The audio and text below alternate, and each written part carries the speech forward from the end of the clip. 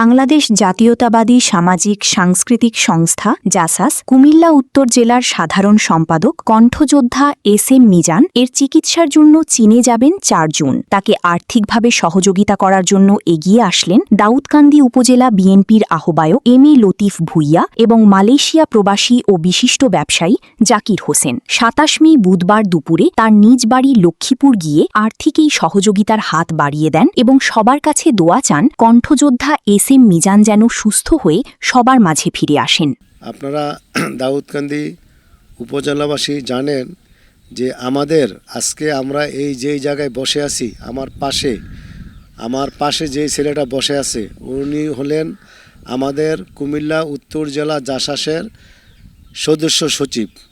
শুধু জাসাসের সদস্য সচিব বললে ভুল হবে, উনি আমাদের এই উপজেলার দাউদকান্দি উপজেলায় আমাদের বিএনপির একটা প্রাণকেন্দ্র আমি মনে করি। ওর এই অকালে এই যে একটা ব্যাধি ক্যান্সার, যেগুলো আমাদের শুনলেই শরীর কেঁপে ওঠে, এই ক্যান্সার 4th স্টেজে ও অবস্থান করতেছে এখন। তা আমরা সবাই দোয়া করব ওনার জন্য। ও মনে হয় 1 তারিখে ভিসা পাবে, 3 তারিখে ওর চায়না ফ্লাইট। আপনারা জানেন দেশের বাহিরে চায়নার মতো জায়গার মধ্যে ট্রিটমেন্ট করতে কত লক্ষ লক্ষ টাকা খরচ। আমার মনে হয় 25 থেকে 30 লক্ষ টাকা খরচ হবে।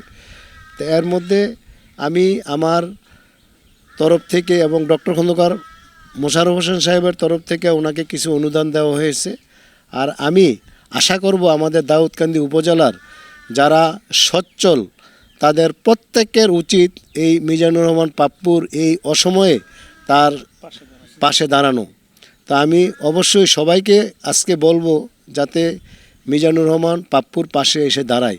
ইতিমধ্যে গতকালকে আমার এক ফ্রেন্ড, এই যে আমার পাশে বসা জাকির হোসেন, ও মালয়েশিয়া প্রবাসী, ওর সাথে গতকালকে আলাপ করলাম। আলাপ করার পরে উনি আমাকে বলল যে ভাই আমি নিজে যাব, গিয়ে ওনাকে আমি যতটুকু পারি করব।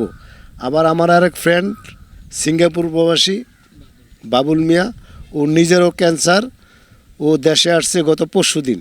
তা আমি এই যে আসার 1 ঘন্টা আগে ওনাকে ফোন করলাম, বললো যে ভাই আমি তো আসতে পারতাছি না, আমার তরফ থেকে আমিও কিছু সহযোগিতা করব। তদ্রূপভাবে যদি সবাই এইভাবে এগিয়ে আসে তাহলে ওর এই ট্রিটমেন্ট করার জন্য ইনশাল্লাহ কোনো অসুবিধা হবে না।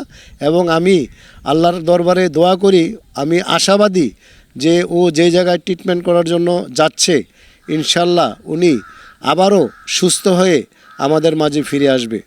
আমরা এই মিজানুর রহমান পাপ্পুর মতো দ্বিতীয় আর কোনো এই নেতা পাবো কি না জাসাসের আমার সন্দিহান।